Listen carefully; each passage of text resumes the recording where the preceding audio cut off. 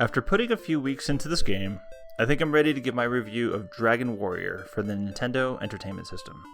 Just a quick bit of background, Dragon Quest was originally released in Japan back in 1986 for the Famicom, followed by a North American release a few years later, this time renamed as Dragon Warrior. This game was one of the very first entries in the role-playing game genre for the young NES system, preceding other famous games like Final Fantasy and Faxanadu by a year. Being one of the first also made it one of the most influential, with many of the concepts introduced in Dragon Quest still being used to this day, such as upgrading weapons and armor and using magic spells. In fact, the Dragon Quest series continued on after this game, with 11 games in the mainline series and a 12th currently in development. Unfortunately, it also introduced grinding, or the need to fight unimportant enemies just to level up or save money. In the original version of this game, you'll be doing this a lot.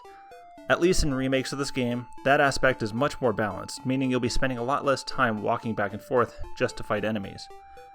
The grind is the main reason this game is as long as it is. For the original NES version, it took me longer than 15 hours to complete this game. On my Switch playing the remake, I would guess it took me about half that time, so somewhere between 5 and 8 hours.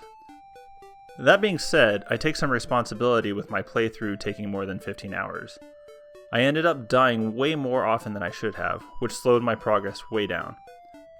Each time you die, you lost half the gold you had on hand, and I don't know how many thousands of gold I ended up losing.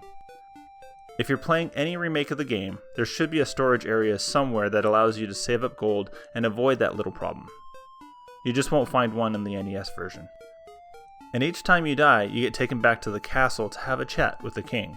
It turns out it's the only place you could save the game, so every time you want to save, you have to trek all the way back to the beginning of the game to talk with the king. I make it sound bad, but it isn't very problematic since the map is pretty tiny. It'll only take you about 2 minutes to walk across it, and about the same to walk down the length of it as well.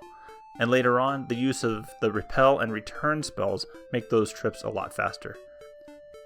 You're warned early in the game that crossing bridges is dangerous. Doing so puts you in another region with stronger enemies, and sometimes you'll find yourself needing to grind just to be able to withstand their attacks.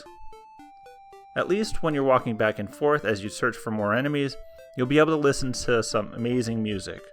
And personally, I love all of it. Even the sound effects are classic.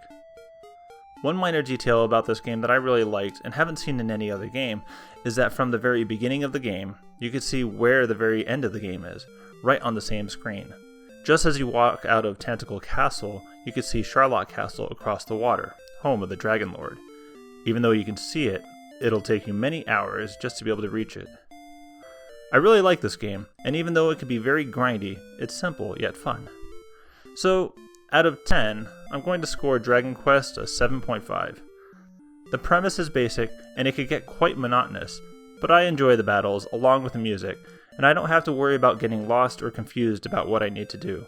It's easy and mindless, and I enjoy it for what it is. If you're looking to play this game, I highly suggest to skip the NES version and pick up one of the remakes. You'll get the same gameplay, and you'll be happier in the end. I'd like to thank everyone that watched this, and I invite everyone to join me on Twitch to chat while I play future games.